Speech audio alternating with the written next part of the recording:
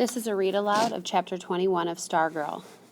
On weekends and after dinner, we delivered many potted violets, and congratulations balloons, and cards of many sentiments.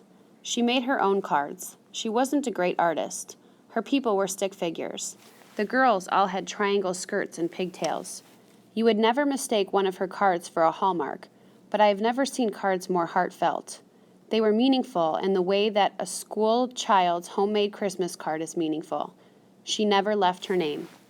But finally, after much pestering from me, she did tell me how she knew what was going on in people's lives. It was simple, she said. She read the daily paper. Not the headlines or the front page or the sports page or the comics or the TV listings or the Hollywood gossip. What she read were the parts that most people ignored, the parts without headlines and pictures, the boondocks of the paper, the hospital admissions, the death notices, the birthday and wedding announcements, the police blotter, the coming events calendar. Most of all, she read the fillers. I love fillers, she exclaimed. What are fillers? I said. She explained that fillers are little items that are not considered important enough to be a story or to have a headline. They're never more than 1 column wide, never more than an inch or 2 deep. They are most commonly found at the bottoms of inside pages, where the eye seldom travels. If the editors had their way, they would never use fillers, but sometimes a reporter doesn't write quite enough words and the story doesn't reach all the way to the bottom of the page. The paper can't have a blank space there, so the editor dumps in a filler. A filler doesn't need to be news. It doesn't need to be important. It doesn't even need to be read. All it's asked to do is take up space. A filler might come from anywhere and be about anything. It might tell how many pounds of rice a typical Chinese person eats in a lifetime, or say something about beetles in Sumatra. Or the filler might come from down the street. It might mention that so-and-so's cat is missing, or that so-and-so has a collection of antique marbles. I searched through fillers like a prospector digging for gold, she said. So that's it, I said. You read the papers? No, she said, that's not all. There's also the place where I get my hair cut. I always overhear good stuff there. And of course, there are bulletin boards. Do you know how many bulletin boards there are in town? Sure, I said. I count them every day.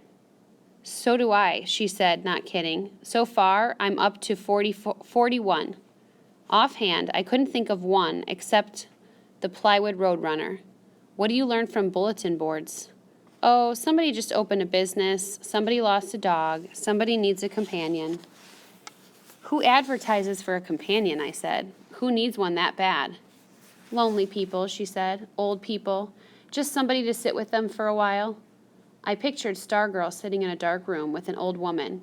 I couldn't picture myself doing the same thing. Sometimes she seemed so far from me. We were passing Pizza. There's a bulletin board in there, she said. It was just inside the door. It was smothered with business cards and notices. I pointed to one that said, odd jobs, ask for Mike. Call this number.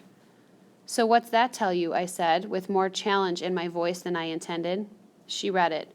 Well, it could be that Mike lost his regular job and can't find another, so he's hiring himself out.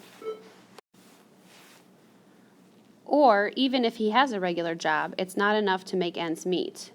He's either not very neat or can't afford a whole piece of paper. This is just a scrap. So what would you do for him, I said. Oh, I don't know. My parents might have an odd job they need done, or maybe I do. Or maybe I could just send him a card. What kind of card would he get? A keep your chin up card, she poked me. Hey, want to play a card game? I had a feeling she wasn't talking about poker. Sure, I said. She said she invented it. All you need is your eyes and one other person. I pick somebody on the street, the mall, a store, wherever, and I follow them. Say it's a her. I follow her for 15 minutes, not a minute more. I time myself. The game is, after 15 minutes of watching her, I have to guess what kind of card she needs. But how can you get it to her, I said. You don't know where she lives. True. That's as far as it goes. That's why it's just a game. It's just for fun. She snuggled into me. She whispered in my ear, let's play. I said sure. She said we needed a mall. I usually steered us away from the Micah Mall. Too many silent treatment MAHS kids hanging around there. We drove 10 miles to the Redstone Mall. It was a Saturday afternoon. We picked out a woman, lime green skirt, white sandals. We guessed her age was early 40s. She was buying a soft pretzel, regular, salted, at Auntie Anne's. She carried the pretzel in a little white paper bag. We followed her into Suncoast Video. We overheard her ask for when Harry met Sally. They didn't have it.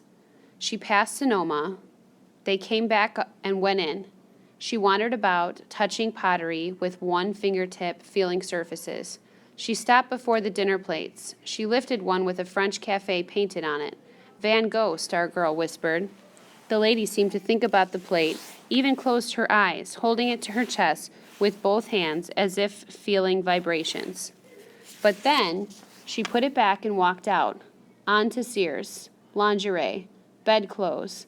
I was uneasy, spying from behind a rack of frilly somethings. She was flipping through the nightshirts when time ran out. Stargirl and I conferred in the corridor. Okay, she said, what do you think? I think I feel like a stalker, I said. A good stalker, she said. You first, I said. Well, she's divorced and lonely, no wedding ring, wants somebody in her life, a home. She wishes she were Sally and her Harry would come along.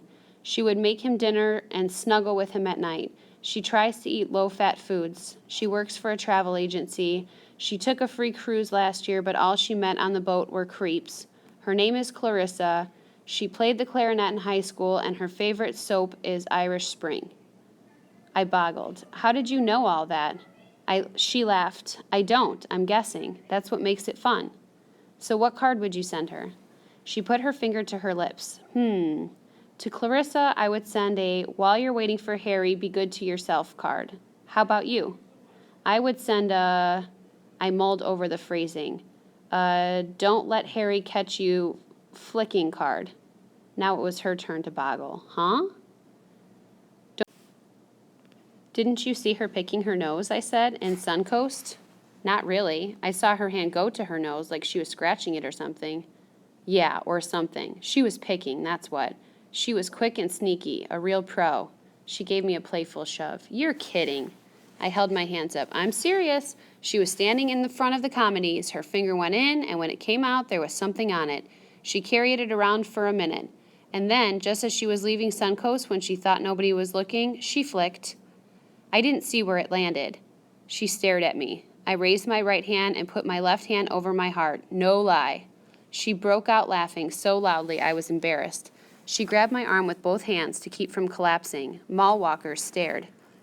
We carted 2 others that day, a woman who spent her whole 15 minutes feeling leather jackets. We called her Betty. And a man we called Adam because of his huge Adam's apple, which we renamed Adam's pumpkin.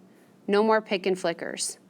And I did have fun. Whether it came from the game or simply from being with her, I don't know. I do know I was surprised at how close I felt to Clarissa and Betty and Adam after watching them for only 15 minutes. Throughout the day, Stargirl had been dropping money. She was the Johnny Appleseed of loose change, a penny here, a nickel there, tossed to the sidewalk, laid on a shelf or bench, even quarters.